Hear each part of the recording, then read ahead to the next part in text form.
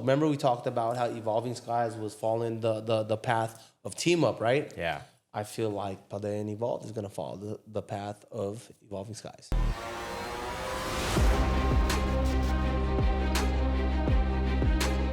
Ladies and gentlemen, welcome to the very first episode of the TCG Table Podcast. And today, I have my very first guest on this podcast. And this man needs no introduction, but I'm going to give a great one anyway.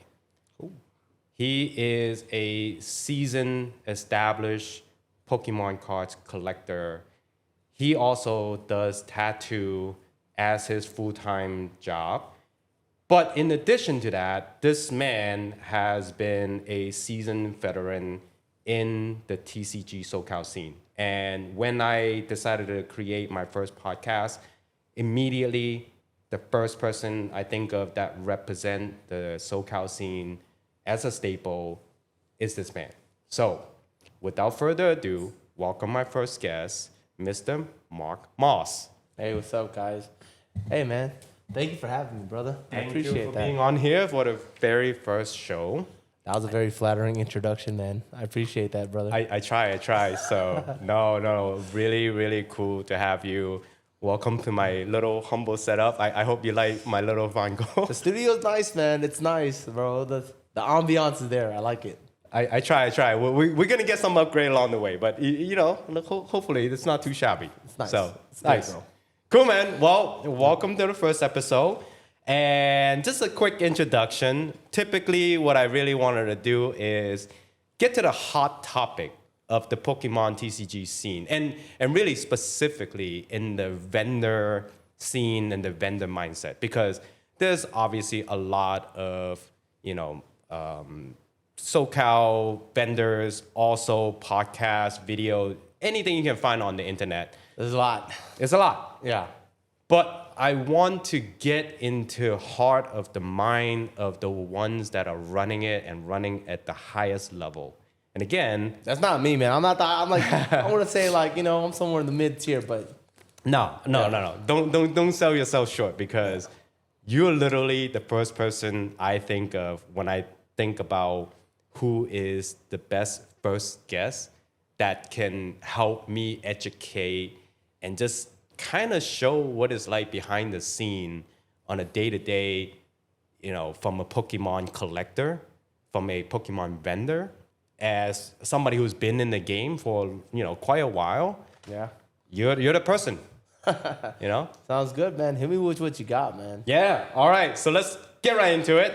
So actually, the first question I want to get to is, do you remember how we met? I do. And it was very surprising because it was out of nowhere, right? And then, like, I think what it was, I was buying something from you, but also you were sponsoring, right? I was. Was it one of my first shows? Yeah, that's right. Right? Yep. What So- was it? It was SoCal TCG. yes, but it was a booster box, the Japanese booster box terrestrial festival. That's right. That's right. Yeah, That's man. right. Yeah, and look, and we filmed it. I want to say a couple of times because you're like, "Oh, let me try it again." And then I messed up like in some of the edits. I'm like, "Come on, let's do it again." It was a learning experience. Do you remember I charged you $90 to open your own Oh yeah, oh my surprise God. box? Look, yeah. And then you're like, "Oh, let's open a box." And then I was like, "All right, man. If you get the Umbreon stamp, you gotta sell it back to me." So technically, you made some money. That's right. Technically, you made some money, man. Yeah, That was yeah. funny. That was hilarious. Yes. No, so I love that, because it just goes to show you, like, you never know the relationship you build in this hobby. It's such a small, like, community. I remember why we opened it up, bro. I remember why we opened it up, because that was the time when I got scammed. That's right. By who, everyone knows him by now. You know what I mean? I don't know That's who knows right. that. Don't need to give him the No, plug. yeah, we're not gonna give him no hype or nothing. He knows who he is. And by the way, I got my money back, everyone. So, but like at that time, I got scammed, and it was like it was for a few thousand. And you were like, you know what? I got something to like just change the mood. I'm like, I don't even know this guy, but he's like, he wants to just like change my mood, open it up. I said, you know what? Let's see what's up. Let's do it. And we met up at the tattoo shop. That's right. That's right. Yeah, man. Okay. Now the memory's jogging. It's going. It's clicking. Yep. So that was really cool. That was really cool. I think for me, I was just like, at first when we actually first spoke, it was over, I think, Instagram, because I wanted to sponsor the SoCal TCG show because it was a brand new show, and I know you were helping out, just kind of as the middleman to kind of help them organize. And I remember, I think the SoCal TCG official Instagram was asking, like, hey, anybody want to sell a prismatic evolution ETB, because that was a brand new thing. Yeah, and we wanted to use it as a giveaway. And I remember I was like, man, I have a bunch, and I was like, I want to help. And I was like, I also doesn't make sense to sell it and market to the vendor and the organizer that I'm gonna be, working with. So I was like, well, let me just sell it as, as little as I can at the time, with whatever I have. So that was by the way, appreciate that, bro. Oh, of course. We are up and coming show. Still kind of are, but appreciate that, man. No, of course. And then that deal, we did the deal, right? Yeah. And then after that, the situation happened with you and, the scammer. Yeah. And then that's when I hit you up. I was like, hey, I was going to drop off some sponsored gift for the Terrestrial, but I got some Crown Zenith. If you want to rip it just for fun. We opened Crown Zenith. Then we opened Terrestrial Festival.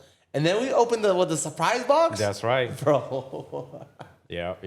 That's hilarious. And the next thing you know, I'm here having you and doing my podcast, man. Hey, it's funny with the way that the world turns, brother. Yeah. It is, man.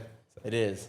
100%. Yeah. So that's that's a good little story, right? Yeah. For the side note. So let's get into the storytelling, because I want to interview you. I really want to pick your mindset in terms of the scene, right? Like, not just the scene, because look, for context, right? I'm still relatively new in all things considered for Pokemon, right? I got into this hobby. I'm not gonna pretend I know a whole ton.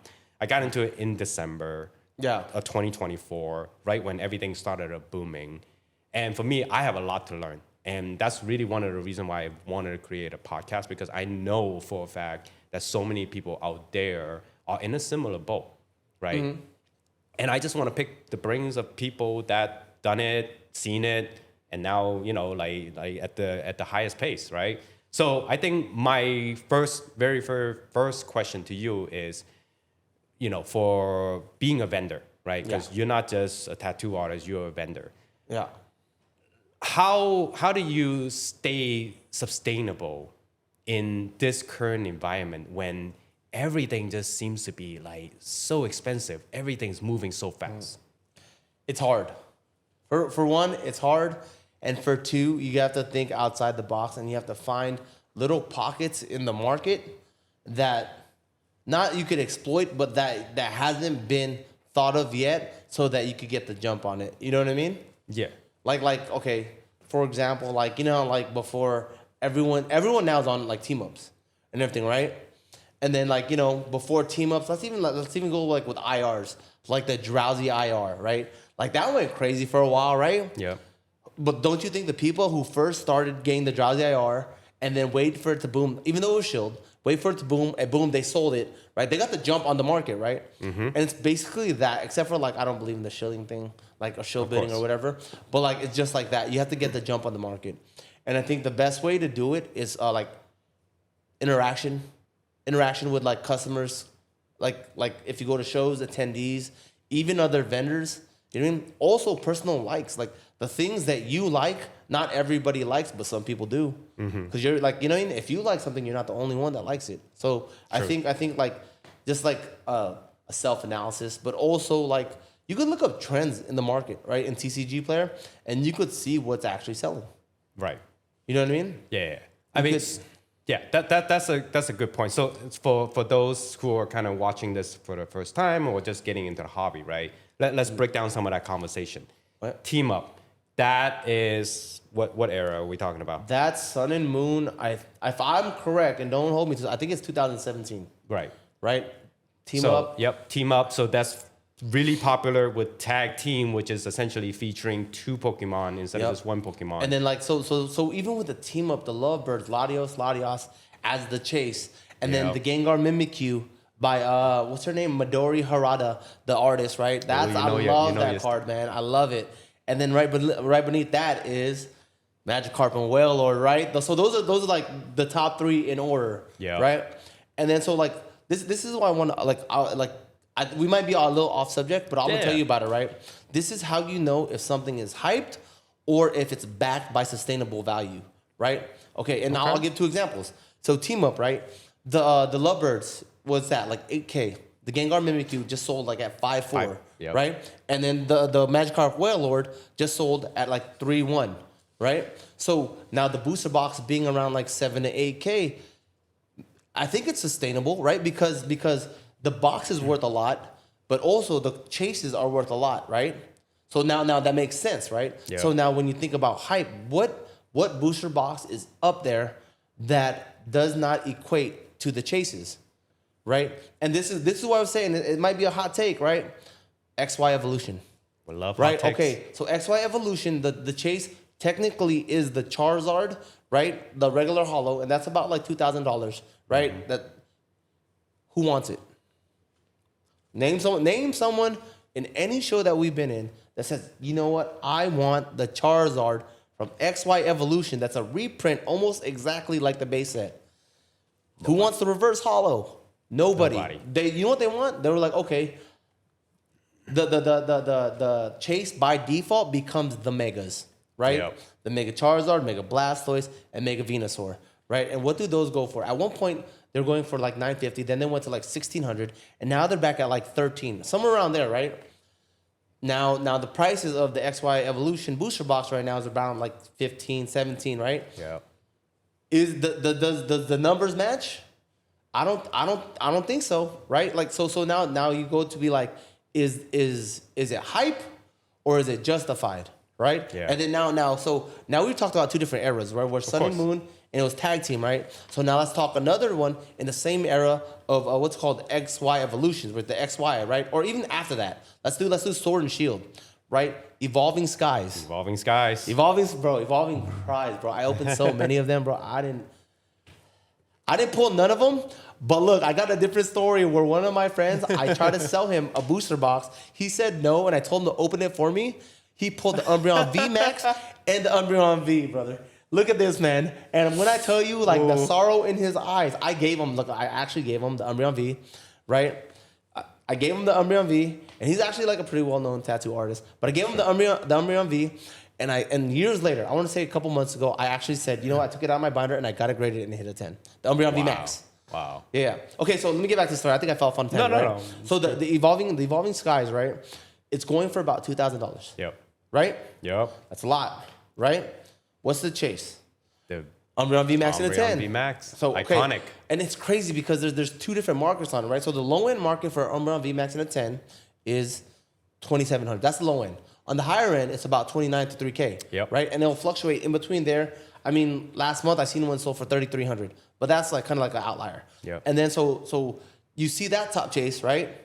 Justifying the price of the $2,000, right? Because it's over the price, right? Then the next top chase card would be the what's it called? What? Sylveon. No, the Rayquaza. Oh, that's right. The Rayquaza VMAX, yeah. And that's like, I don't know if people see this, but it's slowly steady climb from $950 to $1,000 to $1,100, back down to $1,000, and I think somewhere around $1,200 right now, right? It's going. It's slowly. It's creeping. It's creeping, right? And then then on top of that, right? And this is a modern, technically considered modern set, right? Then you have the Umbreon V. In a 10 is like $500 or $600. Yep. Then you have the Dragonite V, right? In a 10, that's like $600. Whole bunch of cards in that range. A plethora, right? Of just like bangers, bro.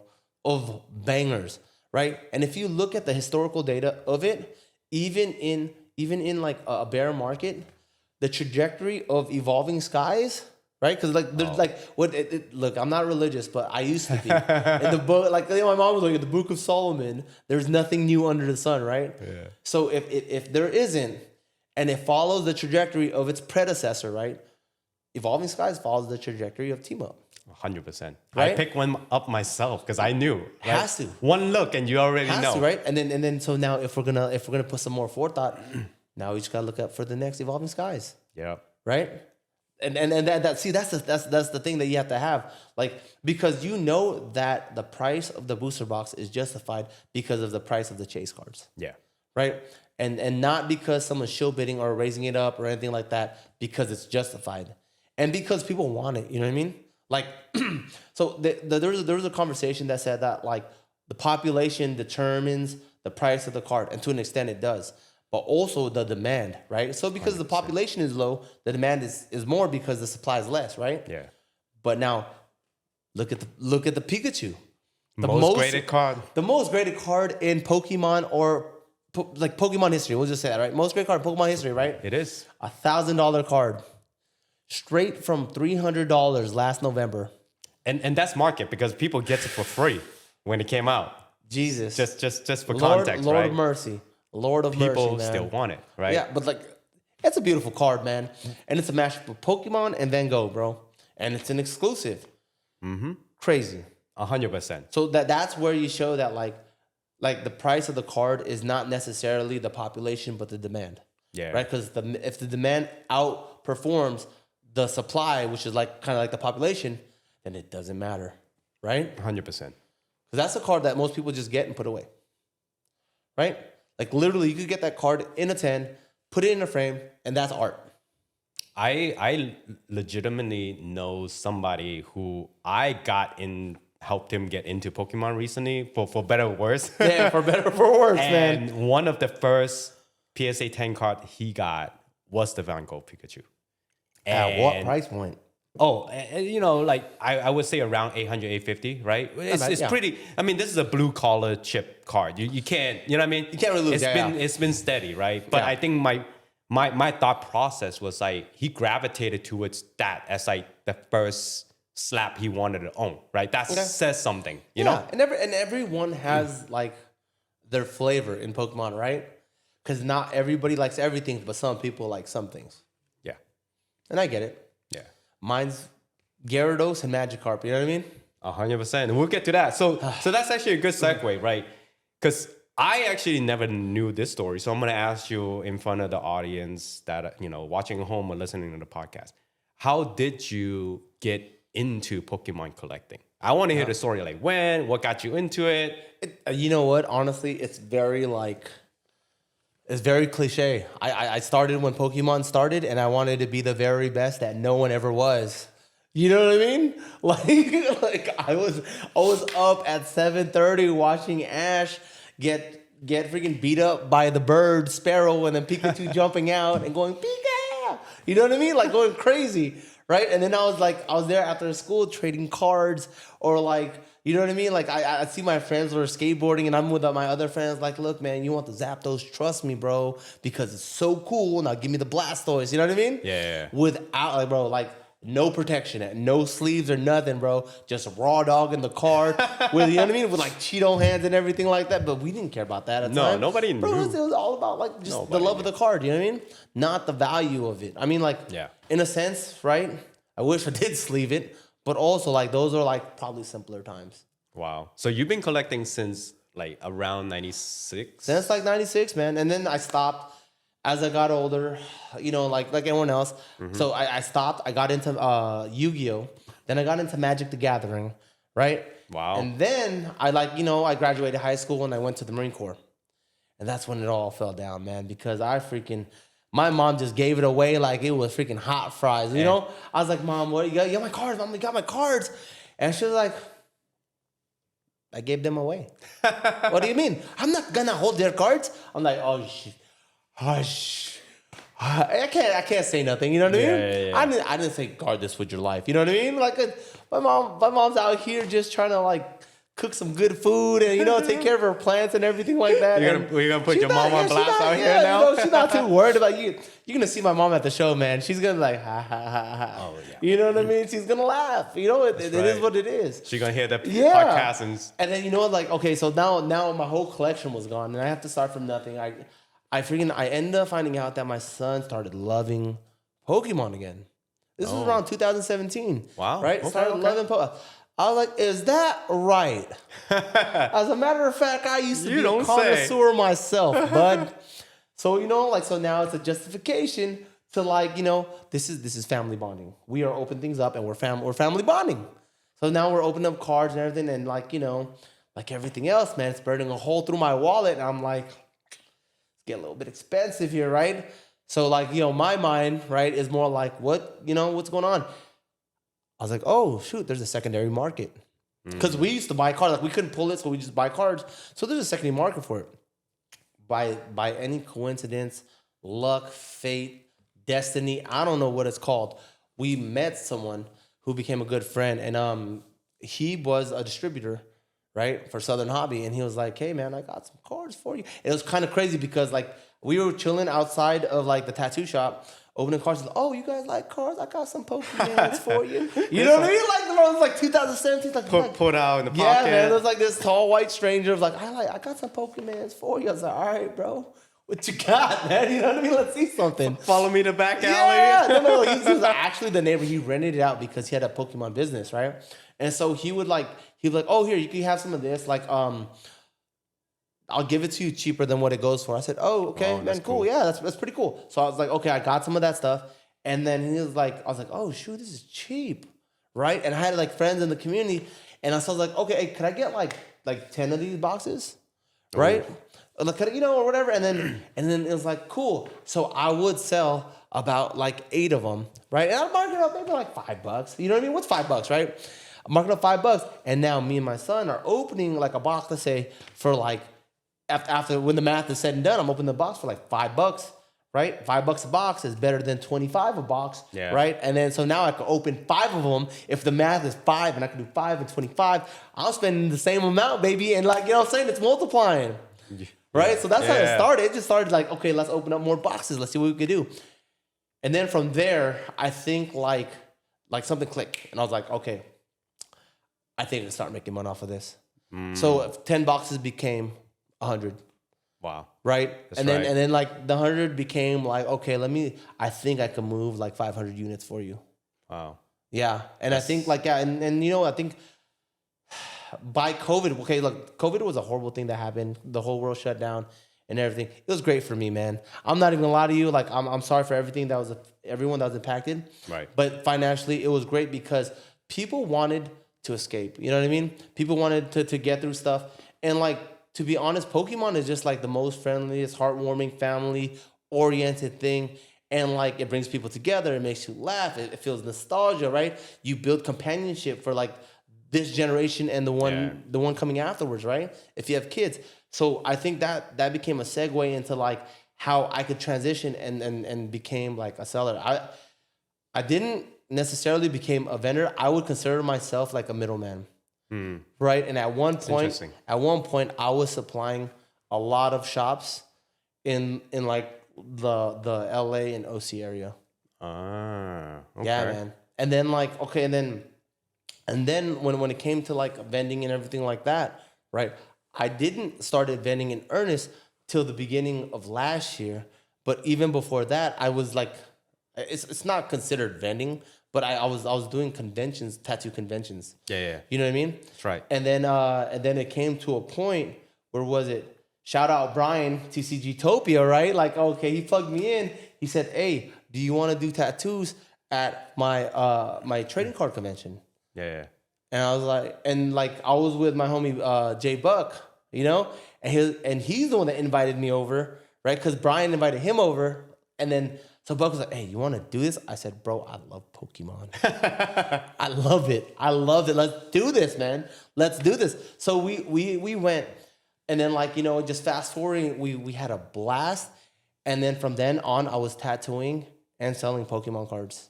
Wow. Yeah, shout out to Brian, TCG Topia. Shout out to Brian, TCG Topia, man, and Jay Buck for inviting me to that event.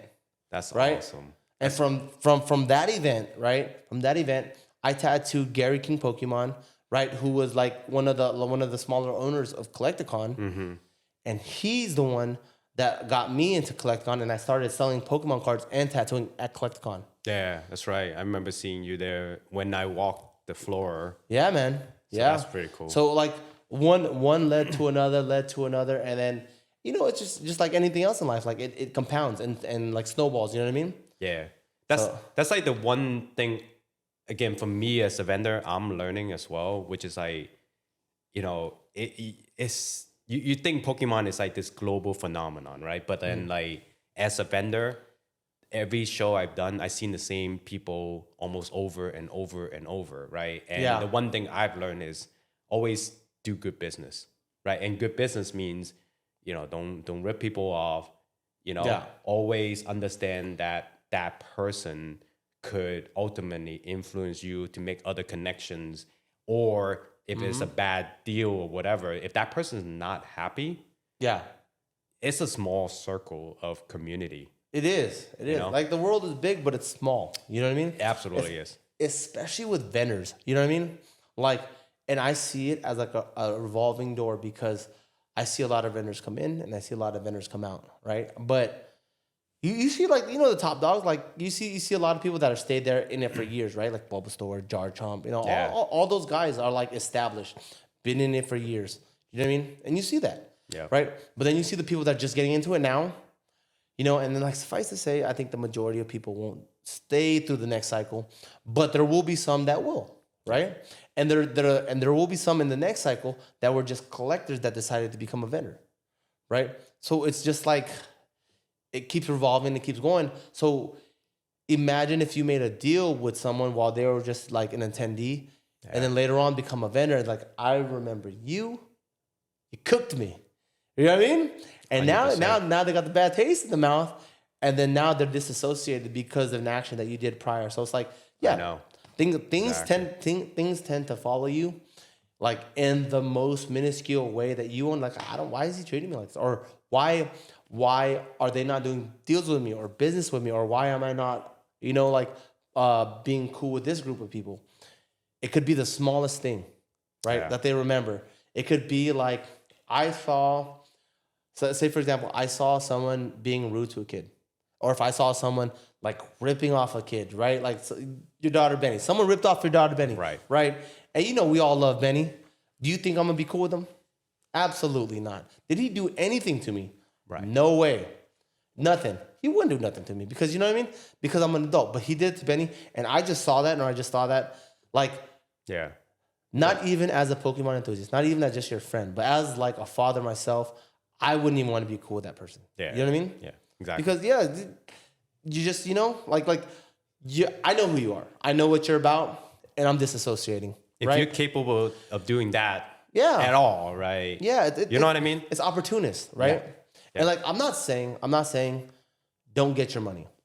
I'm just saying that there's ethical ways to get your money and to work in this industry or be part of this community. Yeah. You know what I mean? There's a plethora of ways that you could do it and still be a valuable part of this community without being like a sleazeball, or without being like, what's it called? Like, without hoodwinking people. Yeah. You know what I mean? Like, hey, this is worth $25, and it's like a $5 card. Like, you know what I mean? That's kind of like what I'm always telling people, even though, again, I'm not like super seasoned, right? I'm always telling people, I'm just like, look, at the end of the day, every trade, right, or every transaction even, there's a winner, there's a loser. You're never going to be like completely even. Mm-hmm. But the point is, you can consistently tell yourself, like, I need to be the winner every single time, because at the end of the day, there's only so many of those transactions people willing to come back and do with you. And locally, right, which is honestly most vendor. Yeah, most vendors are local. You're going to run out of business partners to do. Yes. But look, in my personal opinion, right, I feel like if you go vendor to vendor transaction, right, unless the vendor is looking for something, because, vendors are collectors. If they're looking for like a PC and you sell them a PC for whatever market is, everyone's winning, because they needed the card, you found it for them, they gave a transaction, and you got the money, right? I think that's fair. I don't think that's everyone winning. But when you try to trade with vendors and you're like, hey, I'll trade you this card for this card and this card for this card, in my experience, right, most times someone's gonna win and someone's gonna lose. Am I saying not to do it? No, because sometimes your reach is different from their reach, and your market wants the sugarcane V, right? From what says that? They want sugarcane V, and the other one wants like the Raikou, right? And it's like, oh, they're comparable prices. Let's switch, and so you can move it off, and both of you guys win because you're switching off different products but moving it at the same price, and now everyone's good. Yeah. See, but that's not always, or most of the time that's not the case. Right. Most times it's like, okay, I got this card right here. It's 700. Okay, let me check it out. Yeah, 700. Right? All right, I got these two cards that are about 350 each. Right? So you have two cards and you trade. Right? Yep. But then maybe the other person saw, hey man, there's the last sold for 900. Right? Yep, I know where this is going. Go for it. Go for it. Last sold for 900. Go for it. Right? Okay, so now it's not a $700 card. Now it's a $900 card, and you sold it, right? Or you traded your $900 card for two, what's it called? 350 cards. So now that guy has 900 because he knew the inside scoop, and the other guy had 700. So is that fair? Or is it more like all fair is in love and war? But what if the guy, right, saw the $350 card and like, damn, man, one of them shot up to about 600. So now you're at 950 when he has a $900 card. Technically, you're cooking each other, but always someone's gonna win. You know what I mean? Yep. So I say for the most part, don't trade with vendors. Vendor transaction, unless you know the market and like you're very comfortable with how you know the market, I would be wary of trading vendor to vendor. That's very weary. That's also like something I'm learning as well, which is like, yeah, I know you kind of like school me on some of these, like even before this podcast, right? Which is like I've now done this like consistent vendor thing for a little bit, right? Yeah, I want to say for about like almost 6 months now, right? Yeah, and I've seen like even from my vendor to vendor transaction, right? I'm just like, man, it's like almost the same inventory. And sometimes, I'm not gonna name names, but I've seen some vendor just want to offload their unwanted card onto me, and I'm just like, I don't want it. Yeah. So with me too, like, and it just depends on your reach, right? Yep. So like, bro, there was this one guy, no names. It happened recently, right? And I thought it was cool with him, right? Yeah. Boom. I was like, okay. So I had a card, and he was like, hey, how much do you want for this card? In my head, I just saw a last sold for 600, right? Yeah. But I told him, I was like, look, man, I saw a comp that said 500, so I'll do it for 500, right? And I know, bro, he's kind of a new vendor. He's like, okay, would you do 480, right? And in my head, I was like, maybe he didn't see the comp for 600. That happened today. Maybe he didn't see the comp. I said, okay, man, you know what? I'll do 480. So it's kind of like passing on like a blessing, like a thing, because like you can't always win, right? So when you let some people win, they're like, okay, they gave me this, I'll let you win. Let me win the next one, right? And I was like, okay, I did a good deed. Everything was cool, right? And then who was it? I think it was like Nate or someone came around and said, dang, bro, how much did you sell that for? I was like, oh, I sold it to him for about 480. I was gonna hook him up. He's like, damn, he was telling everyone he cooked you. Bro, and I'm like, whole time I'm trying to do a good deed, and then they're saying that I got cooked.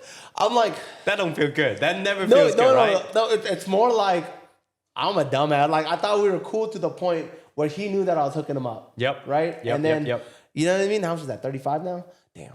Okay. And then you know what I mean? And then so like I'm like, oh my gosh, man. Happens to all of us, right? It does. But no, like I knew at the offset of the deal that I was hooking him up. Yep. It's the fact that like, word travels around really fast. And then like, through the friend groups and through the other vendors, and like he's just telling people like cooked me, and I'm like, it's kind of fucked up. You know what I mean? Even if like, so if you were to known, right? Let's say you did cook me, right? So you're gonna just brag about cooking someone. I get it. To your friend group, it sounds cool and everything, right? But like now that you know that someone hooked you up and you're bragging that you cooked them, when they out of the charitability of their heart said like, hey, I'm gonna let you win because like his inventory wasn't that good, right? And I'm like, okay, I'm gonna give you a little leg up. I'll let you do it. And now all of a sudden, Moss got cooked, and I'm like, Jesus, you know what? Right. No good deed goes unpunished. Exactly. You know what I'm saying? Right, and that's kind of what I was said earlier, right? Like, Yeah. once one of those transactions happen, now there's only two outcomes. You're not gonna do the deal ever again in the future, Yeah. or you're like, okay, now I'm gonna protect myself because ultimately this is money, right? You're like, Yeah. it's and you just gonna be like, okay, you're gonna get market fair value. Yeah. You're never gonna get a hookup again, and neither of those gonna be a positive outcome for that person. For that person, yeah. And that's what I'm saying. Like, I think what I learned, like, I'm not gonna change who I am because of one bad transaction with someone else. Of course, right? exactly. And like, you know what? Probably, honestly, he's probably not even a bad guy. I think he's cool. Yeah. But the fact that he did that is gonna like make me shy away Yeah. from even doing straight transactions with him because it's like, bro, like say you did cook me. Say I didn't know, right? You'd still brag to someone about that? Like you get what I'm saying? Yeah. Like you have to make it known. you're adding insult to injury. I hope You that's know what not I mean? me, guys. No, it's not you. Bro, imagine. Nah, it's not you. It's not you. But like, imagine, right? Yeah. Like Jesus, man. exactly. Like the Word nerve. gets around. It's Yeah. easy. Small community. It's and I think it's funny, man. And then to be honest, like, okay, in my fair share of dealing, I feel like I've cooked people before, inadvertently, and sometimes I'm like, okay, I got the better half of this deal, but like next time I'm gonna hook them up, Yep. right? I could honestly say that, but I don't go around being like, oh, I cooked this food, I got him. Hey man, check this out, I got him. But I don't do that because, like, as a person, like, and just like as just as my character allows me to be, I don't think that's cool, right? You know, like say you have a close friend like me and you, and I was like, hey man, I did a really good deal, I cooked. You know what I mean? That's like, you know, like boy talk Jocelyn, we got this. Yeah. But like to avidly promote that around, Broadcast it. yeah, it's not Totally different level. It's not a good look. Yeah. I would say, right? Yeah. And I've learned in the short time to kind of like peel back. Because like obviously I've done some really good deals too. And might not even be vendors. But I'm just like, at the end of the day, I'm like, man, I did you get excited, obviously, because you're like, man, I came up, did a crazy deal. So good, yeah. But then once I set it out, I'm like, man, it feels great to just blurb it out. Yeah. But then I'm like, oh man, like, you know what I mean? Like, then I'd be like, okay, well, what's the repercussion for that? Yeah. You know? This is, I think the main difference is what I would think is the intent. Yeah. Right? So as vendors, right, we'll buy things at 80, like 85 or 90 if they're like super bangers, right? We'll pay strong, right? And the attendees and other vendors who want to sell stuff and everything, if they go into this transaction knowingly, then you're still cooking. You're like, oh man, I cooked. I did great. Cool. Right? But to have that, like, the hidden information, or to act as if you did it and then there was like some kind of, I wouldn't say malice, but like there was like a negative connotation behind it. Yeah. I think that's what differentiates, like, oh man, I cooked, bro. You know, like it's the context of it. I cooked good, man. Like, yeah, I did. I sold so much. I did trades, and boom. And then it's like, oh, bro, I cooked him, bro. 100%. Didn't see that, and I got him. You know what I mean? It's And one is like, yeah. I did a great deal. Yeah. I came up. Yeah. The other one's like, oh, I knowingly took advantage of this person that is willing to do business with. Yeah. Two different complete Two intent. different things. And then on top of that, right, to spread it. Yep. It's not a good look on you. Right. It's not a good look.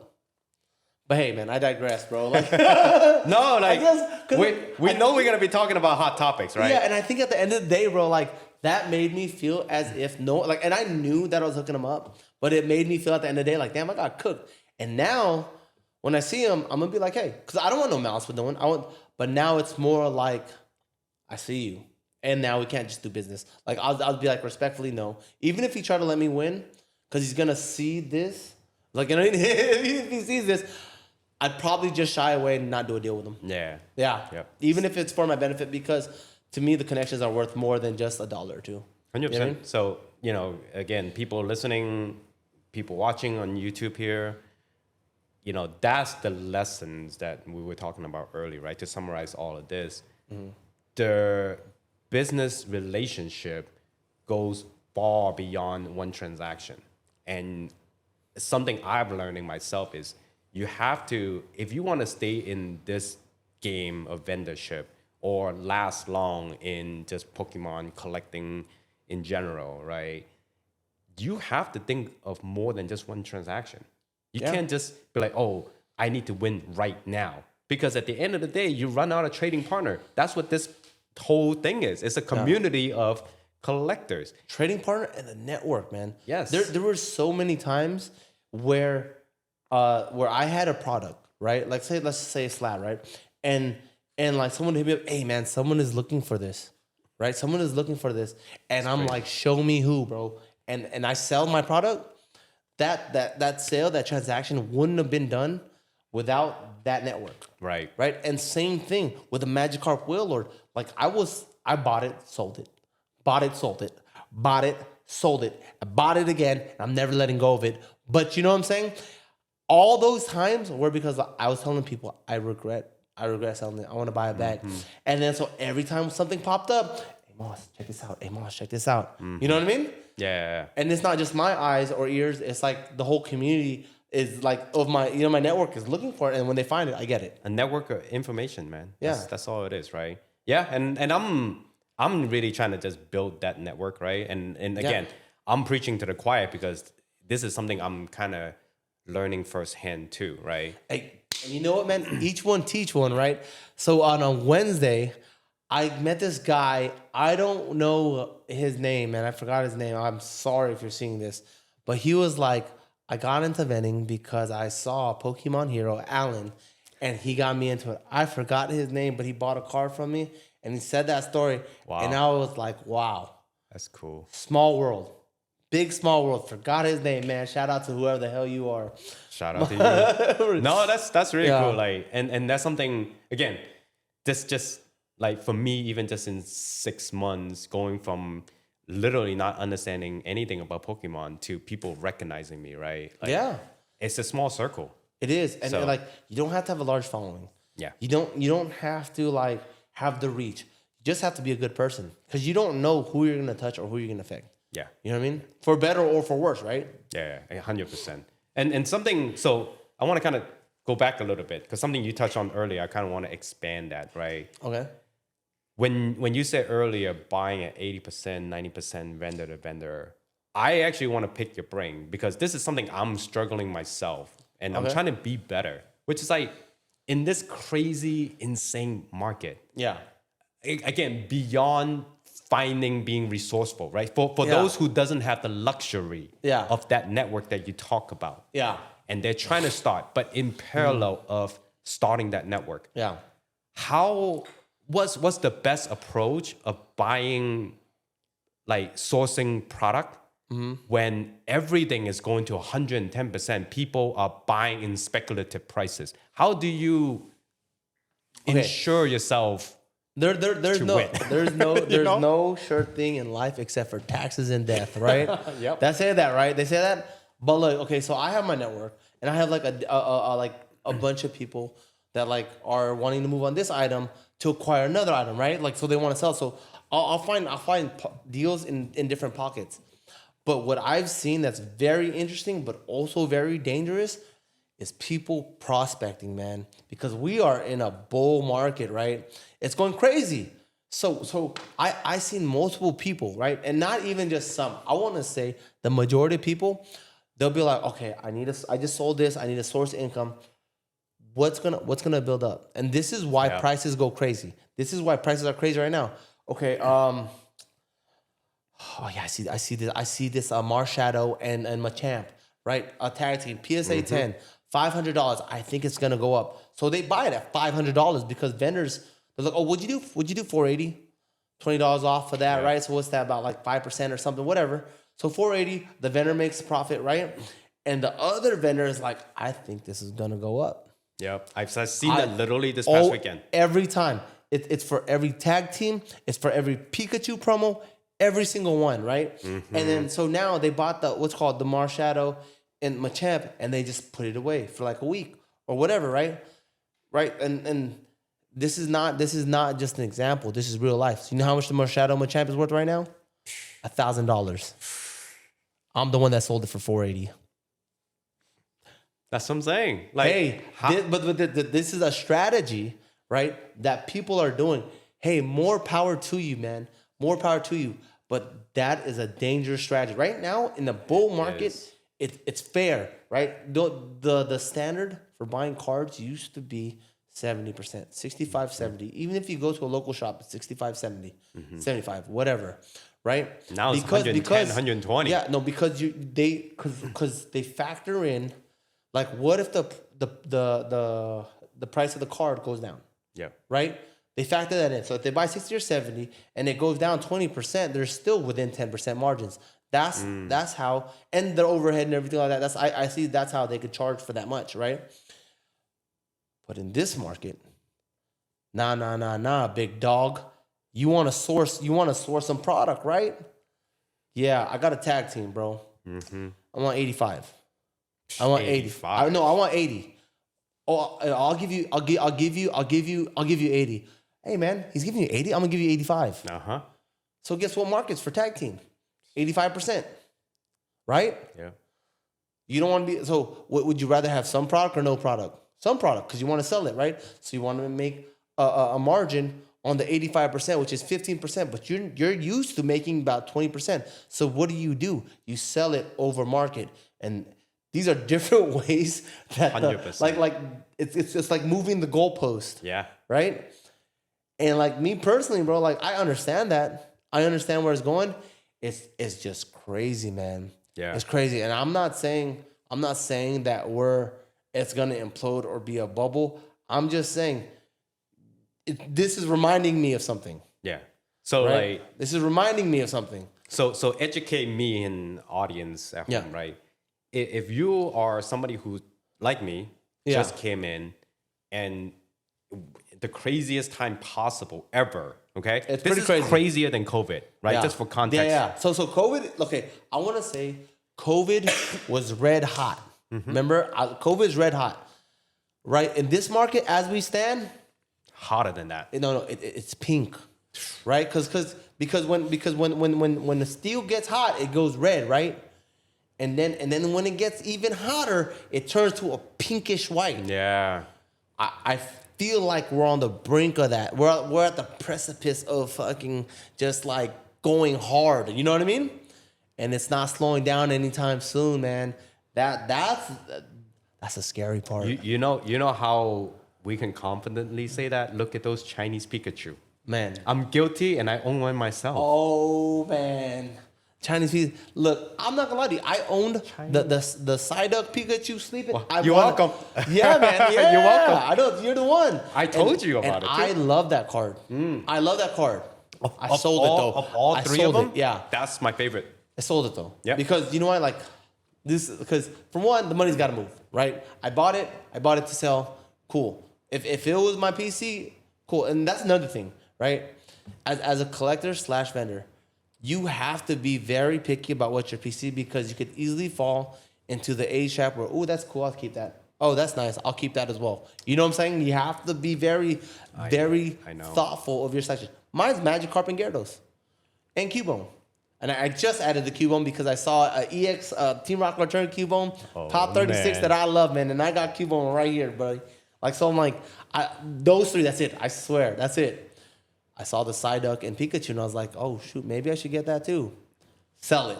I had to sell it, man. I can't. Bro. I knew your eyes lit up. I was like, wow, I've never seen that. That was the Chinese card that I was like, I want to have it. I knew you would like it. That's why I was like, man, I got to hook up with you. And being a vendor, right? Being a vendor in and of itself is amazing, because I would touch cards that usually I wouldn't have. Yeah. Right? In a sense that, like, I make these cards liquid, right? So if I was just a collector, right, I'd have a certain amount of cards that would cost a certain amount of money, and that would be like a static asset. Whereas now that I'm a vendor, I'm selling these cards, and now I can acquire other cards. Yeah. Right? And to sell them. So I may not keep it forever, but I had that card at one time. You know what That's I'm how I saying? felt, even just in this few months. Kept it for a week. Yeah. I literally kept Psyduck for 1 day. Yeah, I know. For 1 day, man. So let's talk about that, because again, I really want to like get into your brain about that, right? Because I knew exactly how much you pay for it, right? Yeah. So let's just say 80%, right? Yeah. That's what you came in on. Yeah. So again, I'm struggling to understand the math, the science behind it, and I'm sure people who are watching at home are feeling the same way. If you bought something at 80%, and let's just say you're selling it to somebody else who want it for 80%, and you say you gotta move, where are you making the margin? Or do you have to be like, okay, does it make sense for me to buy at 80%, and now I have to sell it at 85 minimally, or it all comes down to your strategy, and no one size fits all, right? Okay. Like different cards dictate different strategies, right? Like, right, so like higher end cards, you probably want to maximize your return, right? And then like lower end cards, why don't you just move it at volume, right? So why don't you just like, hey, I'm gonna move these cards really fast.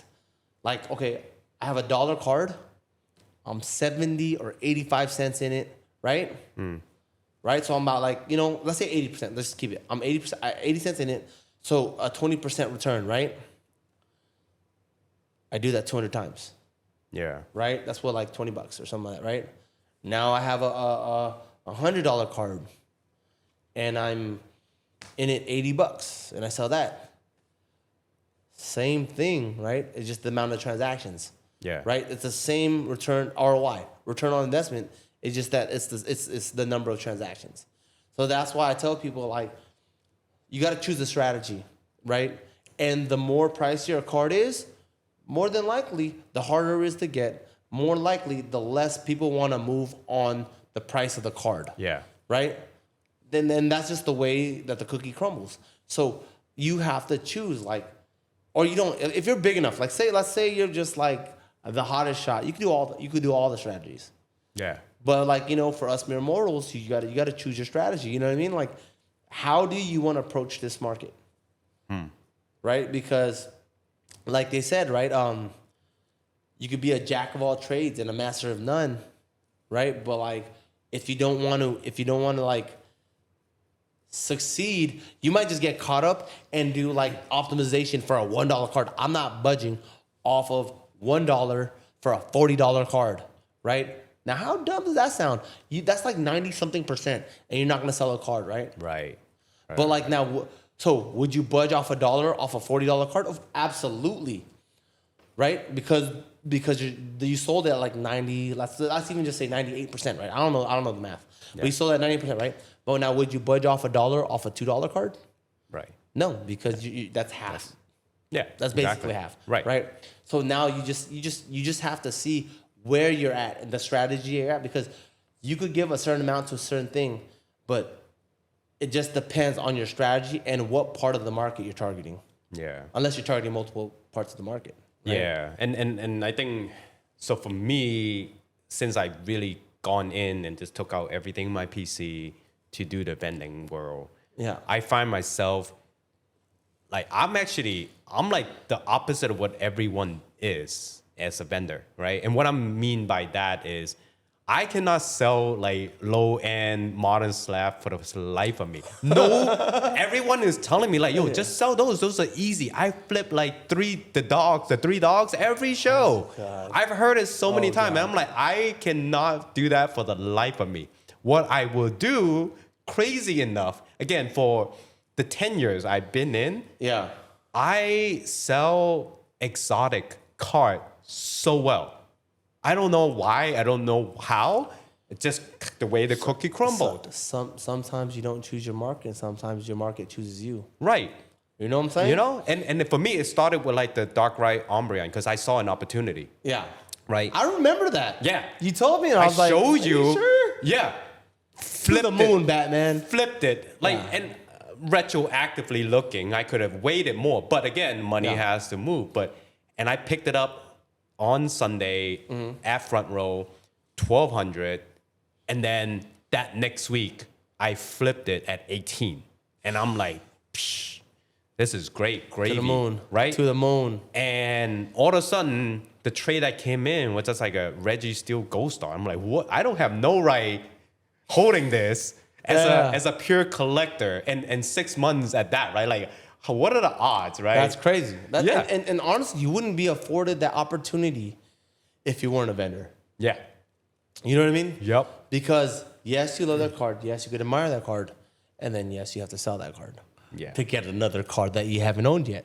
Right? Yep. Like, and I think like that's the art that most people don't talk about loving being a vendor / collector. Yeah. Because yes, you could love the card. Yes, you could own the card. But imagine owning all the cards at some point, right? Because you want to catch them all, 100%. right? You want to catch them all, bro. Like you gotta catch them all. But you gotta let them go too. Yeah, but you gotta let them go, man, because you can't catch the rest without letting go of some. Yeah, 100%. Right? Yep, 100%. So that perfectly brings me to the next segment. So a little bit hot take, right? And then totally fine. We never give financial advice, but no financial advice. I'm also never shy away from talking about sensitive subject because it is what it is, right? Okay. In your opinion, what are some of the great things that people should collect now? Right? It doesn't have to be monetary value. It's completely free form. I want this question to be a little bit more free form, right? What do you think people are sleeping on, they're not collecting, that they should collect? So this is not financial advice, right? Never. And I'm kind of weary, because like, if I give the juice or the sauce, someone's gonna be like, "Oh shoot, I'm gonna get on this." But it's fine. Like in all's fair. We all do it. Yeah. At the end of the day, it's a community. Yeah. All you have to do is look at my table and Yep. see what I go for, right? Trainer galleries, Trainer? bro. Trainer Wow, galleries. that is a hot take. Bro. Tell me, Trainer explain galleries, it. man. They're okay in terms of collectability, right? Trainer galleries are amazing, right? Crown Zenith is the last set with the yellow borders, right? Yeah. Has the nostalgia, right? If you look at the trainer gallery, Interesting. sometimes it's like a Pokemon doing an action. You have in Crown Zenith, you have the Pikachu flying on the leaf or the Riolu like jumping out, and all 9 of those create a bigger image. Yeah. Crazy! It's so good, and they're only a few dollars. I know. They're Sequential set? Oh my God, it's they're affordable. They're only a few dollars. That's just raw copies, right? They're only a few dollars. And they have so much dope art, man. They're so cool, right? Another one, I would say that like what I see a lot of people sleeping on, man, are baby shinies. Oh. Baby shinies, man. Like, I Okay, don't, maybe it's just me, okay. but that something in that's like, ooh, it's shiny. I don't know, man. Maybe I'm just, I'm one of those nuts, but like, It is unique. it is. Baby shiny started, I want to say, where did it start? Hidden Fates? Yeah. Was that? It really took off in Paldean Fates, though. Oh, no. Okay. So Hidden Fates, like, I want to say popped off the baby shinies. Yeah. And then, Paldean Fates, like, reinvigorated it, right? But that's what I'm saying. Like, baby shinies are also a wave. That's It's a part of the market that hasn't been tapped yet. When has there been a wave of that, right? I'm just saying. And also, like, if you want to say what's gonna go golden, and we've seen an uptick in it. It was the Magikarp from Paldean Evolved, man. And I remember I told you that before it even did it. Bro, before the Magikarp hit 2K, before it hit even like 1,500, I said Paldean Evolved, go get you a Magikarp at like 1,100, 1,200, and then boom, now it's 2,100. I still regret. Yeah. Look, and in the context of things, again, you don't always choose what you get to collect as a vendor. It chooses you sometimes, right? Yeah. I had the Magikarp come to me recently, but it was already when it was like 2,300.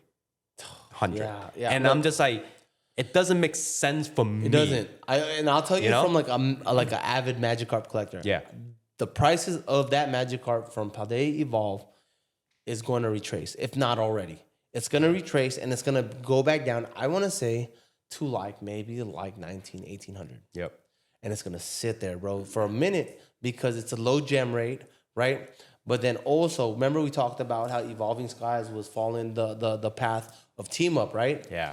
I feel like Paldean Evolved is going to follow the path of Evolving Skies. I 100% agree, which is why I even asked you this question. I was like, hey, I want to pick a booster box up because I saw the signs, right? Like, look, when I'm never shy away from this sensitive subject here, right? My thought process of this, and I'm asking for your validation or like correction here, right? Yeah. When I look at Scarlet and Violet, again, which is the era that I'm coming into, and I'm thinking about future ahead because I want to stay in this game for a long time to come. Okay, and I'm thinking like in the Scarlet and Violet era, the one that has booster box, that's not a special set. So special set being prismatic, black and white, right?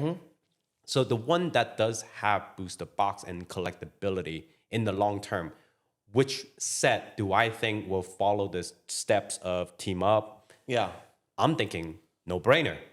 Like Paldean Evolve is really Paldean Evolve, the one that's up and running. There is no other, right? In I don't know. Like let me think about it. There's no other main set in Scarlet and Violet that has a chase that expensive. That is like clear path of a winner right now, like, right? Consistently, like, and that Magikarp was $40, bro, when it first came out. I know. I wish I was in the hobby then. It was $40, bro. I got like a whole page of those little Magikarps, bro. You know what I mean? Like those were $40, and now they're easily like $230. If you ever want to get cooked by me, let me know. Hey, I'll pick up one of those. You know what I'm saying? Yeah. But like it's stuff like that. Like, and then like you under the hot take, man. Go for it. Prismatic Evolutions is just like Hidden Fates. Oh, I agree. Just like Hidden Fates, bro. Like, and maybe not as much in a sense because Prismatic has a lot of bangers, man. It has a lot of bangers, right? But I mean, even though it's probably gonna get printed to the ground. Like there's no doubt in my mind it's gonna get printed to the ground. But at one point, so was Evolving Skies. Evolving Skies. And gone through it. So I might be wrong. But this is the way that I feel with Prismatic because it's a special set. You know what I mean? Yes. Yeah. 100%. And it might honestly, it might be worth even more because it's a special set. But in terms of like where I see it landing, it's probably like Hidden Fates. Yeah. Yeah. I mean, because Hidden Fates had the baby, like people don't understand. The shinies were like the hottest thing for a while. Hidden Fates was the hottest set for the longest, just like Prismatic and people coming into it. Right? Yeah. There's nothing new under the sun. It was just like Prismatic. Right? And and that's where I think it's gonna land, man. Like that Umbreon, I think that Umbreon is gonna be good. I think it's gonna be worth something. I think people just thought like, oh, Umbreon, Evolving Skies, correlated it and made it worth more. But I don't think it's gonna like substantiate its cost where it's like worth that much so soon. Yeah. You know what I mean? You know, my hot take on this. I think at the end of the day, my first rodeo around the sun here, right? Yeah. I personally think that Sunbreon is ultimately going to be more desirable than the Moonbreon. Personally, I think the Moonbreon is ugly as heck. Oh. Ugly. Ugly. You know why it's so much? Because that Moonbreon reminds you of a Starry Night in Van Gogh. Sure. Again, but just look, like the Pikachu. It does. But look, as far as like, again, I am very artistic person, and what draws me in Pokemon, in most recently, why I got into it and never got into it before was because of the Scarlet and Violet era art. And I'm like, wow, Pokemon came a long way, right? Beautiful art. I agree. Man, when I look at the Sunbreon, the way that design with, Umbreon in middle, frame perfect, middle, looking, the background looked like a Mayan art, man. That's gorgeous. When you compare the two artistically, I don't know, man, because I think the Umbreon is a callback to an actual artistic piece that has reference of a Starry Night, right? Because if you look at Starry Night and you see the tower, and now it looks like Umbreon's climbing on that tower, just like the Van Gogh Pikachu and how that rides, right? I think that has a lot of sustainability. Now you look at the Sunbreon, right? Yeah. they call it the Sunbreon because the Moonbreon is so popular. Right. Of Right course. now, if the Moonbreon never came along, There will be no such thing. there would be no Sunbreon. I agree. I think Right? the Moonbreon is super iconic, and It's following in its trail. See, what makes something so iconic is like the first of its kind. Yeah. Right? There wasn't something like a Sunbreon, right? It's the Moonbreon. Mm-hmm. Right? There was nothing like the Latios before, the Lovebirds, right? There was nothing before that. Like I still don't think there is anything that's right? replicating and, that. And the thing that's pumping right now, right? That took forever to pump. Shining Legends, that Mewtwo that's going for 4K. I sold it for 1,500 a couple freaking months ago, whatever. This thing? Yeah, that one. The thing is going crazy, right? It's going crazy, right? That, you know how long that took for it to get some notice, bro? Shining Legends is an old set, bro. And it's barely getting its light of day. But look, there's nothing like it. So now we go back to the Sunbreon. Nothing like it. Nothing. It's like the Moonbreon, bro. It's the Umbreon looking up towards something. Yeah. And it's a relic, bro. You know in Scarlet Violet what there's nothing like? And to be honest, the Sunbreon is nice, but it copies the stained glass birds. Right? Yes, That's what I'm 100%. saying. 100%. Now do you know what there's nothing like in Scarlet Violet? The Magikarp. Magikarp. Well, yes, you're right, because everything else is Sword and Shield, right? The Giratina, one of my favorite cards. There's nothing like the Magikarp, right? Right. But then you look at, I don't even know if it's the same artist, but like who's the same Shinji artist? Kanda, right? Yeah, what was it? The Baxcalibur, or whatever. There's art that's similar to it, right? In Scarlet and Violet, but then like in sets before it, I don't see it. I don't see something like it. You know what I mean? So a little correction there, right? Okay. Prismatic. Yeah. Shinji Kanda did draw the Roaring Moon, the SIR one. The Yeah. one, but again, to your point though. Yeah, that's what I'm saying. A popular Gen 1 Pokemon that is beloved. Yeah. In that style. But the Roaring Moon came after Yes. the Magikarp. And again, Yeah. we're talking about a era. universally Yeah. loved Pokemon. Yeah. Let's be honest. Roaring Moon's about like 600, bro. And look, You know? who asked for a Roaring Moon? I don't think Exactly I my got point. one. Exactly. But who asked for it? Exactly. Compare that to Magikarp. Yeah. Night and day, right? Right? Yes. And that's why I think that people, like for a while, people were actually looking up. So you could do this in TCG Play, right? You could look up a card, then see who the artist is, and you could click on the artist, and then it'll show you all the art that it does. And so for a while, Learn something new every day. people were looking at like the artist, and then looking at the IRs, the SIRs that they're Yeah. making, and prospecting. They would buy all the Drowsy. cards. Started with the Drowsy. 100%. Ain't nobody want the Drowsy from Scarlet and Violet base. Nobody. Yeah. But it was fire for the longest time, right? It was a thing, yeah. Remember the Houndour was, what's it called? Like a $30 card or something? How much? Where is it sitting at? 6? Yep. That's what I'm saying, bro. Like it really is like prospecting, but like you could make money in this market, and the only way to make sustainable money, I believe, is to have distribution. That or build your network where you could buy and sell. Yeah. Because even like we said, when you cook someone, more than likely they're not gonna want to do a deal with you again. Of course. Or they will do a deal with you, but they'll be more guarded, so you can't cook them. So it's one way or the other, right? Yep. Exactly. Yeah. Exactly. No, 100%. So then that, in your opinion, what Magikarp, great, right? Mm-hmm. But in your opinion, if somebody is started collecting now, right? Yeah. What is something that people should start with now? Hot take. The Clefairy EX from Journey Together. I have the whole special set. I mean, the whole master set. Man, and I'm going to tell you why, man. Because that card is beautiful. That card is beautiful. And Journey Together gets so much hate, right? Yep. It gets so much hate. It's a good set. Bro, it came after Surging Sparks. It came after Prismatic. And they're like, what is this? Bro, that set is amazing. I agree. That Clefairy EX that everyone freaking hates, perfect time to buy, baby. The Lily one or which one?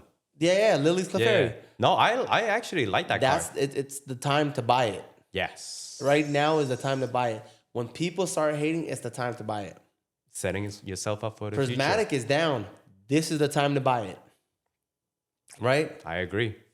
Everything. Surgeon Sparks is down. Oh, another hot take. I'll give you another hot take, man. Go for you want it. to do it? Go for it. That booty Pikachu. Oh, The one that was worth I was gonna so say that. much, right? I was The one gonna say that's worth that. so much. Dude, I guarantee you in 5 was gonna years, say that. in 5 years, that chase is going to be the Latios. you think so? Or was it Latias? Latias. Latias, yeah. And the sequential pair right there is going to be worth more. I tell you what, like I know there's no PC, and I think if I ultimately have to keep just one card of all the cards that I ever own now, Yeah. again, hot take, I would keep the Pikachu. That Pikachu? Yeah, you know why? Why? Because, look, to me, and this goes to everybody who's listening and watching. To me, Searching Sparks, again, the story is I got into Pokemon because of I my remember daughter. that. Yeah. And to me, that's the first set. And I was like, wow, I really enjoy looking at that Pikachu. And to me, like, that was the chase of that time when I got into it. And I'm like, I would never own something that expensive because it was like $450 raw at that time. Yeah. Look, okay. Do you remember, right? You had this one guy you were getting product from wherever. Yeah. And you're like, I want to give him a gift. Yep. Right? I did. And then you bought my Surging Sparks That's Pikachu right. in a 9. That's right. Right?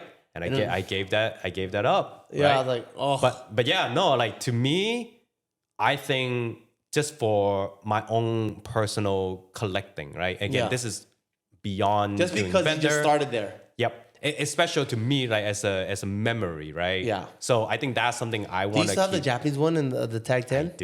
I do. Jesus. I do. I want to get a black label. You think of Black Label? It's worth a shot. It is worth It's worth a shot. It is worth a shot. Yeah. And now I actually own the English one. I have a 9, Yeah. but I might crack it and try to resubmit it. Really? Yep. And it's not like crazy chase or I have way more expensive cards, right? Yeah.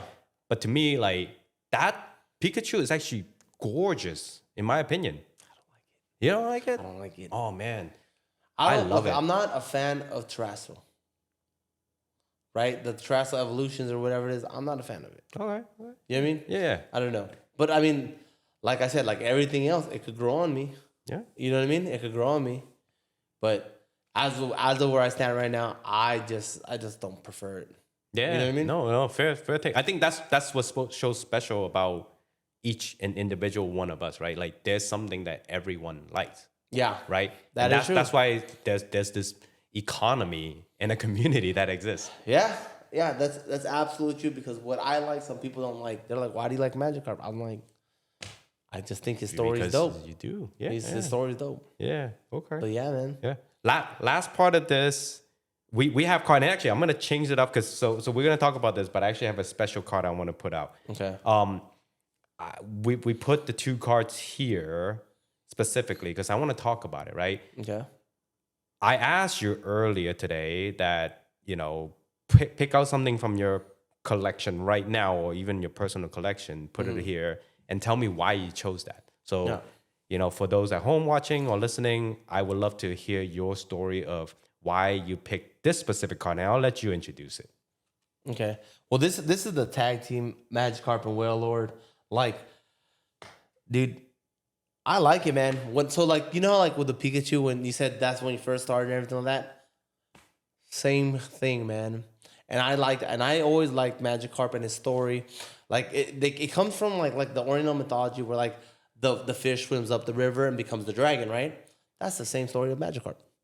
Turning into Gyarados, right? Yeah. And they literally personified it into Pokemon. Right? Awesome. So like if you didn't know this, like the originator of Pokemon, his son, I think he had like autism or something, right? Yeah. And then so his son was like, okay, they did the world according to his eyes, right?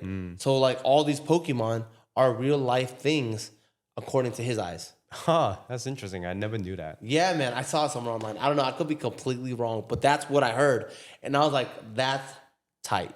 Yeah. Right? And then look, man, when I was younger, right, I used to fish a lot and everything like that too. And then me and my son, we fished a lot, right, and did all this stuff. And when we started collecting, that was one of the first cards that we would have and everything like that. So, you know what I mean? Like, Special. bro, it's special. Nice. And like this freaking card, man. I got it, right? I got it back. I think I got it from Troy. Sneaker Pop, shout out Sneaker Pop. Right? I got it from Troy. And then I sold it.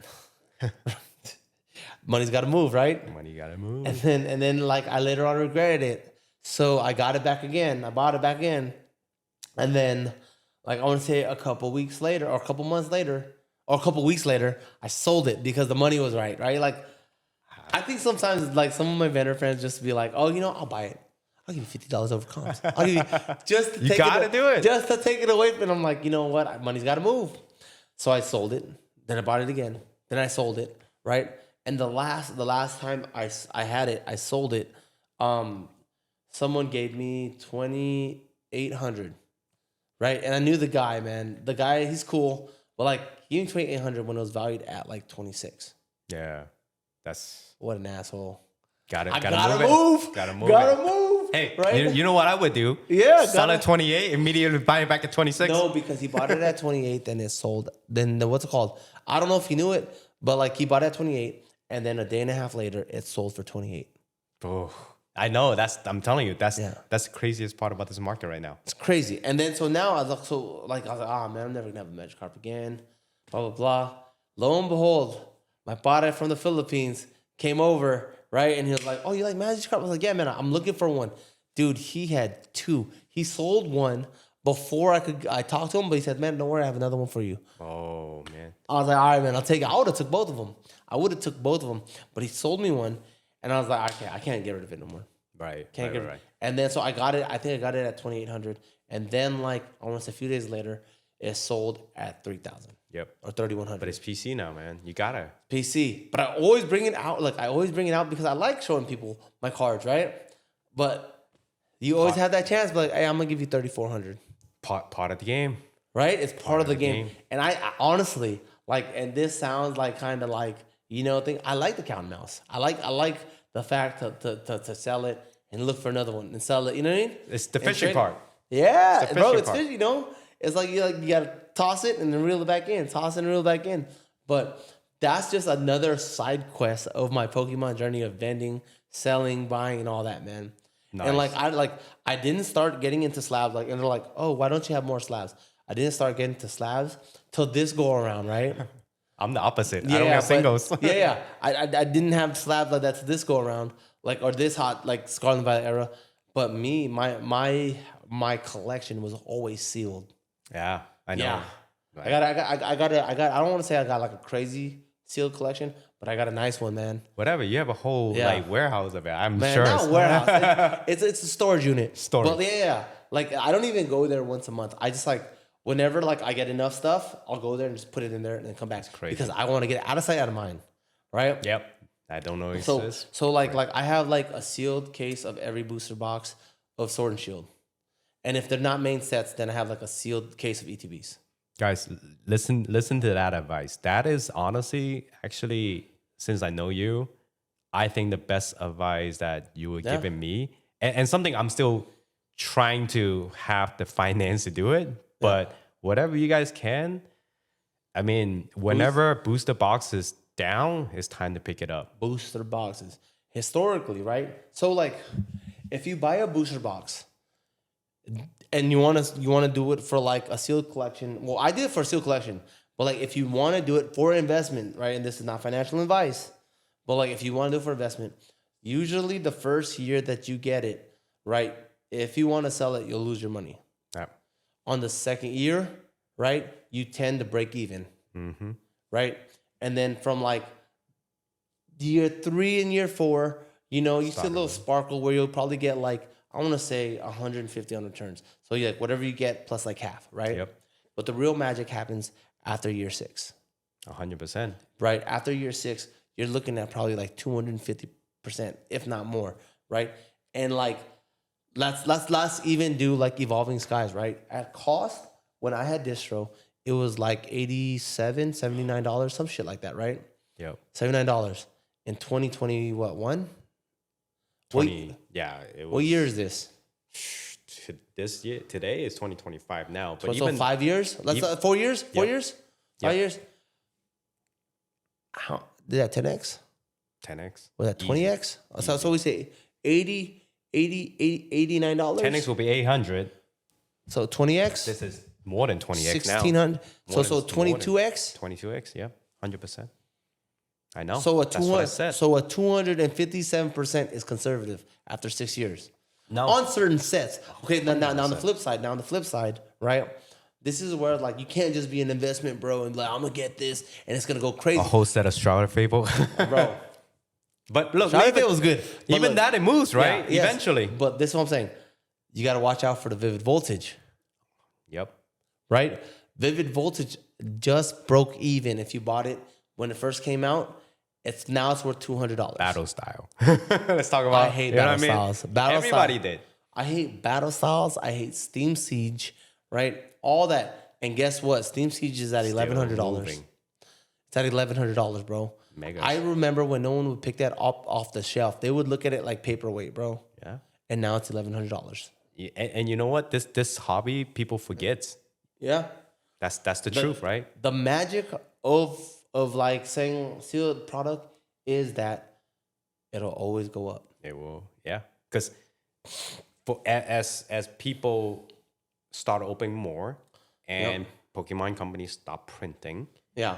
it's supply and demand. Simple as that, right? Let me give you another hot take, man. And like I could be completely wrong, but imagine if this was true, right? So you ever heard about the buyback in Japan? Yeah. Right? And like it's a legitimate thing, right? Well, it is. So explain to the people. So the buyback in Japan is like, I guess Japan or someone in Japan or like the conglomerate of stores in Japan. Like, I'm gonna buy this Van Gogh Pikachu at $800, right? So say the American market was like, this is a $700 card. No, it's not now, because they got someone that buy at $800. So everyone buys it at $700 and sells it to Japan at $800, right? That's what buyback is, right? Perfect example, Yeah. the 151 Japanese booster box. Right? Oh my God. I literally had my Japanese distro ask me how much is it going for in America. And I'm like, look, I would not buy any more 151 booster box, like Japanese booster box. Because I was like, it's over $130 now. No one in the US wants it, Yeah. right? It's not worth a thing. When Yeah. you pull all the chase card, it's like 10, 20 bucks. Yeah. No one wants it in America. And they're like, can you sell it back to me? Because it's a hot commodity in Japan. I'm like, yeah, I will sell Really? it. That's what I'm saying. Yeah. Okay. Now imagine, right? Okay, like, and this is like where we got to put our tinfoil hats and go a little fucking to the wild side and crazy, The right? speculation now, right? No, No financial advice. This is beyond speculation. This is just like crazy talk, right? Yeah. If we're just gonna have like a little crazy talk between, friends. TCG right? table here, man. We never nah. shy away from conversations. Now check this out, right? Now imagine Pokemon, right, is in charge of the buyback, Oh, right? And now imagine this, right? okay. We're gonna buy the felt hat picture as an example, right? Or a poncho. Let's just say the poncho, right? We'll just buy the poncho for $4,000. Recently it was $3,000, like last year, $3,000. We're gonna pay $4,000. So everyone gets it. Oh, it's worth $4,000. So they sell it back to Japan, right? And now the ponchos are still worth $4,000 because they're buying it for $4,000, right? Now there's no more in the market. So let's simple hats. Japan or Pokemon is like, hey, let's redistribute it for $4,000. So how much did Japan or Pokemon pay for the ponchos? Nothing, because zero, right? Because they own the market. Because they own the market. So they just redistribute it back, right? They find someone that redistributes it back into the market, right? And then guess what? Now Pokemon says, hey, we're buying ponchos for $5,000 now. Everyone gets it. Oh, now it's $5,000 because the Japanese market. It says so they sell it all back at $5,000. Dude, you know what this creates? It creates hype for Pokemon. It creates hype for the secondary market. And bro, shill bidding or not, bro, like Somebody's doing it. Forget the shill bidding. Imagine having a couple $1 million to do it, which the Pokemon or Japan has, right? To do it. And all they do is like, they're not losing any money. They're buying it, right? They bought it for 4,000. They sold it for 4,000 because that's the market. And everyone's gonna buy it at 4,000 because they expect Japan to buy it for 5,000.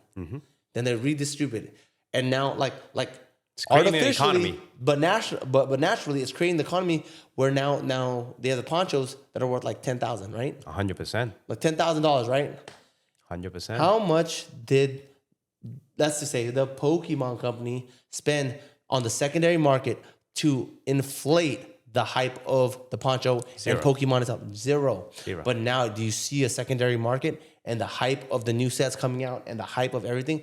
Hey, I'm not saying this is happening, but imagine, right, in a cynical world where they wanted to hype their own stuff up, right? What's the fastest way? The fastest way to hype their stuff up is supply and demand, but also bring back in the older generation, and you bring back in the older generation to hype it up, and you bring in the newer generation for the newer sets. Yep. Right? No. And then now it's just like a perfect storm, man. And listen, you it's not even 10-4 hat, right? Look, it's not even speculation, none of that. We are literally just The speculation is like, who's doing it? right. Right. But if you think about in real life, Yeah. I can draw a parallel example in the stock market. Institutional stock market buying and selling is a thing. Yeah. Right? It's not crazy to think that an economy where people buy and sell in this artificial value, you can follow the playbook. So again, you can say it's tinfoil hat. Yeah. I'm only saying that because I'm not trying to get sued by Pokemon, and I love your products, by the way, Pokemon. We all love it. Yeah. But it wouldn't. It's a little on the believable side that some higher up is buying a product at a higher price and then finding someone to redistribute it to. And you know who I would say, right? Like, and I never met the guy, and he's been really good. But there's this one guy in Texas. I'm not gonna say his name because I don't want like any beef with anyone. But like, he always has ponchos. He always has festas. He always has something, right? And then like, how? And he's setting the market. Yeah. And he's doing it. And like, it's like the well never runs dry. Mm-hmm. Yeah. How? That's I question that same logic. I'm like, how? Unless he's the funnel, right? To be redistributed to the public. Yep. 100%. Do you get what I'm saying? Oh, 100%. No, I love these conversations. Yeah, but like, and that's what we're here for. So, but like all that is just me doing crazy talk to a friend and everything, and just something to think about. But like, wouldn't that make a little bit of sense? No, and what you said Right. makes sense. And again, look, we're speculating healthy economy, all that, right? Yeah. At the end of the day, what you said makes sense because even to me, it's not even about the ponchos. It's about creating the hype for any new boxes, promo cards that they're creating. And look, I'm a sucker for it. Me too. Now Me too. when they come out with like the Tohoku set, Yeah. the Bro, Fukuoka set. I'm the fish that knows that it's bait on a hook, and I'm gonna bite. We all do. we're like fireflies, right? We can't help ourselves but fly into the lights, right? Yeah, man. And I'm like, I will buy it and market. Secondary market, not the $20 market. Yeah. I will buy it because I know it will never be as cheap at what it comes out to in the beginning. Yeah. It's proven time and time again. Yeah. Right? So I'm like, what's the harm? I'm gonna buy me 10, 20 boxes. Yeah. And in 10 years, that's gonna be college fund. Something. It's gonna be worth a lot, right? 100%. And that's honestly, that's just what it is, man. It is. Like okay, now we're taking off the tinfoil hat. We're putting it to the side, and we just talk about regular stuff, right? I feel like there will always be an economy for Pokemon. I feel like there are investment bros and people who shill bid stuff up just to make a quick buck and everything, and you have to be weary of prices that shoot up or inflate abnormally, right? So that's another part of the market you have to watch out for. But I also believe that Pokemon is forever, man. Right? Yeah. Like there's like and look, they're like, oh, they're gonna flood the market with Pokemon. They're gonna flood it with this and that, and it's gonna be a bear market again and everything. And I'm saying good because the lifeblood of Pokemon is not the secondary market. It's the collectors. And the only way to keep this community sustainable and growing is to get the youth and the younger generation. Pokemon doesn't care that like even let's say even Pokemon doesn't care that this Van Gogh is worth $1,000. It doesn't care. At the end of the day, it doesn't care, right? Right. What it cares about, we still got the older generation collecting. It's the IP. Hey, The IP is what's important to them. What we care about is, oh shoot, look, let's put product on Walmart, on Target, on everywhere else, so the younger generation, the new blood of the hobby, touches product. They don't. That's why they like Pokemon will purposely flood the market, oversaturated with modern product over and over again because they want the kid that goes to the store with their parents to pick up that product, to open it up and see like, It's a oh 10-year man, plan, I got this 20-year plan. I got this card. Yep. I got this card. You know what I mean? And then after that, then they become the adult that collects. One day they're gonna get adult money. You know what I mean? The first boom in COVID was what? It was the 90s kids, doing 90s kids things with adult money. That's right, 100%. Right? And then like right now, what's going crazy? Black and white, right? 5 years later, who is that? It's the same kids that are making Scarlet and Violet. adult money, brother. It's You know gonna what I be mean? Benny, That's it. my daughter. That's it. Right? She's gonna be so into like the set. What's that? Gen 5 of black and white. Black and white. Yeah, she's gonna be into that, right? You ask her what. Look, you could. She's probably, gonna remember Gen 5. You But could probably determine what she's gonna like. You just ask her what's her favorite Pokemon right now. Ask her why and what art she likes. Then it will determine, right, which generation or not even generation. Determine which card she's gonna like. yeah, Do you know what I mean? 100%. 100%. One day they're gonna get adult money, right? Yeah. So And that's all it is, man. yeah. So to those at home, and I think one subject as we kind of wrapping up here, right?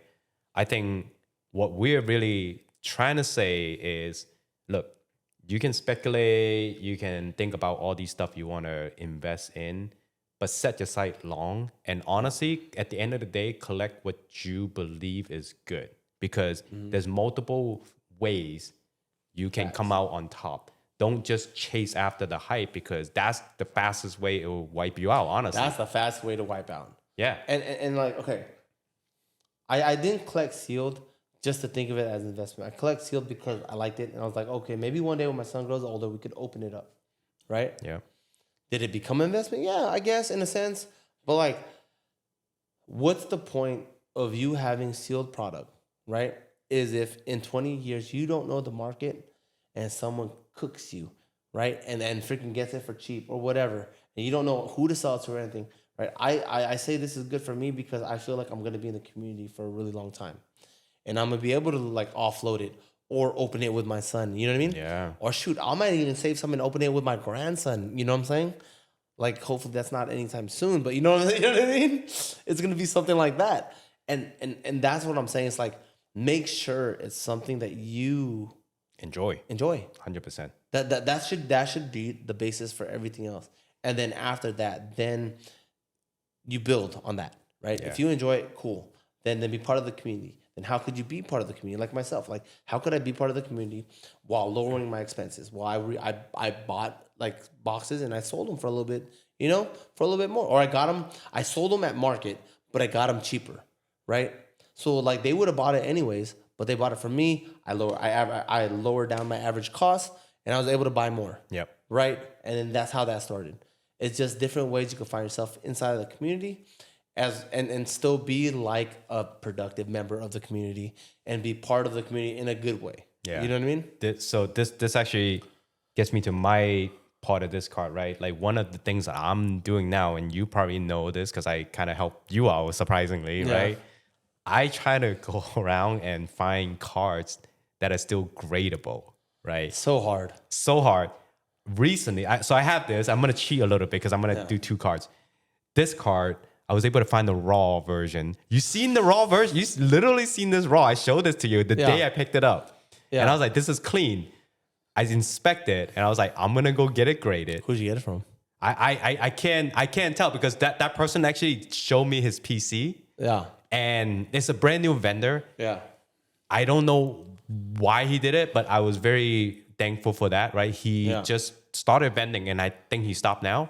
He stopped vending? Yeah, it was like a one and done deal and we just kind of hit it off. Yeah. He showed me his PC. I was like, is this for sale? And he's like, yeah.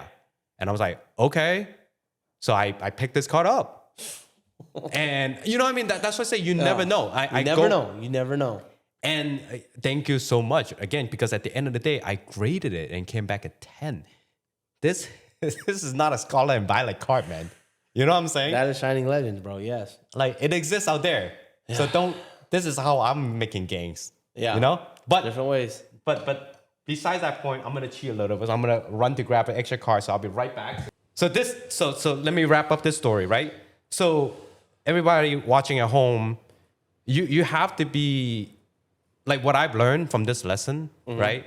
Is that I want to be in a long game. I can't just think about like, oh, what can I grab right now? Yeah. I have to think about now and in the future. And for me to really truly gain, I have to be able to learn to grade cards up because that's really look. I need to learn how to do that too. Right, man. right, and I've that's been in it for a while and I don't grade. Right, and that's the part that I gravitate towards. I want to beat the system, right? And I spend about $300 for the raw card. I spend pretty fast. I think the regular is what I spend, and then when it graded a 10. I had to pay the upcharge. So total, I spent about $600 for this. How much card. was the upcharge? $300. Was it 300? But I was so excited to see that email because then I knew. How is it 300? I thought the upcharge was like 150. I'm not gonna complain. Yeah. Because, like I said, at the end of the day, this card right now you just talked about is going for $4,500, right? Yeah. So that's how you truly make gains in the long run. Jesus Christ, yeah. So there's that, guys. Yeah, absolutely. Does it have the white backing? It does. Where? You can see it, but it's hard. Yeah. But they didn't ding it. So it's possible. Absolutely possible. Right? Yeah, they had a little stuff right, yeah. So they overlooked that. So you never know, guys. Like you guys definitely experiment. It's a hobby. Don't just think about the dollar and every cent because it will kill the hobby for you. I think that's what I've learned. So that's so cool, man. Right? Isn't it? It's such a satisfactory like feeling that I accomplished that. Jesus Christ. But more importantly, this is the cheating card. So the card that I want to display and show is this Charizard right here. 151, nothing crazy fancy, but you know the story behind this, right? I do know. Right? I want to showcase this to you because this is the first card, the first chase card I owned. So story time here at near the end of this segment. I opened a bunch of stuff, had a bunch of like maybe like $10, $20, $5 cards, right? Nothing crazy. Yeah. And I remember coming to you like, hey, you know, I wanted to trade all this out. Would you be able to like maybe help me out a little bit? And you were so kind, right? Yeah. You took in a bunch of my stuff that was pretty much almost useless, right? Yeah. And at the end of the day, you're like, look, I'll trade you this card raw. And I was like, okay. And I even, you know, like pay, I think $100 over, right? Just $100 on top. Something like, because at that time, this card was going like 300, 350. Like 250, 300. Yeah. No, it was over 300. I remember. Really? Yeah. This was like before February, like at the end of January almost, before Collector Expo. So it was really, really expensive. Yes. Okay. So I was like super excited because I don't even own a slab at that point. Yeah. And this was like my first like chase card. And you were like, oh, this is pretty clean. And I'm like, okay, I'm going to get it graded. Yeah. I remember. I told you, I guess I get it graded because at the time, and even now, my cards, I don't really look at it. I know. So like you could look at my shit and be like, hey, it might be a because what I buy or what I usually get, I usually sell as is. You know what I mean? Yep. But maybe I should start. I don't know. I'm the opposite, right? And again, that's why there's so many styles, and I love having guests and talk about the difference. When I take in stuff, I'm very, very particular, right? Yeah. I would only take in stuff that I know either will go back out, Yeah. or that I know I'm taking in and I can grade it. Because to me, like, it doesn't make sense, again, because of my style, I don't just move low-end cards. So it doesn't make sense for me to take in low-end stuff and just have it sit there. Yeah. Right? But anyway, I digress. Yeah. This is special to me because it was the very, very first introduction. And it came from you, man. Yeah, man. Let's go, bro. Of course. So I also gave you the Umbreon. Remember that? I did, and that's another story, right? That one, I was pretty sure. I was like, I don't know if it's gonna 10. It might because it was perfect, but it's like off center, right? Remember I told you I was like, it's perfect. It's just off center a little bit. 10. Yeah, and you got a 10, man. And you probably don't even remember this, but the Gengar also got a 10. So I got 3 modern chase from you that got a 10. And it's all worth it, man. I'm telling you guys, right? Like this. That's why I advocate and I'm drawn to card perfection, because I'm just like, that's crazy, right? Like that's how you realize game immediately if you want to take a shortcut, if there's such thing. Yeah. You know? So it's hard. It is, but I found that to be the art of like weaving out things, right? Yeah. And you're not always. I had to stay disciplined. Yeah. I can't just be like, oh, maybe it'll pass by. Like, I'm getting more strict now, right? I find that just in 6 months, and ever since I started grading, my PSA 10 Gemman rate is about 70%. I want to get to 90%. Are there people that go 90? Yeah. I talk to people like, you and I both know somebody. I know 2 people who are way more strict. And even when I look at what they look at and they point out some stuff, I'm like, wow, I never caught that. And I'm just like, man, I need to be better. That's the part of me, like wanting to grow as a collector. Because I want to be able to be like, that, yes, versus that one, no. I know about, I want to say, like a handful, maybe like 5 people that are just like, that are on it, right? Me personally, man, maybe I'm just on the rugged side. A beautiful card is a beautiful card. You know what I mean? And I'm like, you point out stuff like, hey, you look at this. I was like, damn, I thought this was a perfect card. Oh, hell no. Yep. But you know what I mean? But the criteria is criteria, right? That's the name of the game. The criteria is the criteria. Yeah. And you can't fake the funk. So it is what it is, Yep. That explained this, right? Like I wouldn't, you know what I mean? If you're not like honest with yourself, you'll never be able to get something like that. That is crazy, yeah. Anyway, so as we wrap up our time, again, I really want to thank you for being my first guest. Yeah, tell everybody at home, watching, listening, one more time, who you are, your social media, how can they follow you, all of that. I'm Mr. Moss on all platforms. It's MR_MOSS_. And yeah, man, you guys can catch me almost like once every month at SoCal TCG Card Show, or just at any local card show, because I'm pretty much everywhere in SoCal. Awesome. And you know what? This is such a good conversation. We are almost at 2 hours, and we didn't even get to talk to your tattoo topic. Jesus. So I'm going to have to invite you back. We'll come back, brother. We'll come back. I hope this is a great experience for you. Man, it was amazing, bro. Thank you for having me on, man. No, thank you for being first guest, trusting me. Thank you, brother. Thank you. Thank you, brother. All right, guys. This is the first episode of the TCG Table. Catch us on all social media. We'll post the link. Peace, Look guys. up TCG Table, all right? Boom. Peace.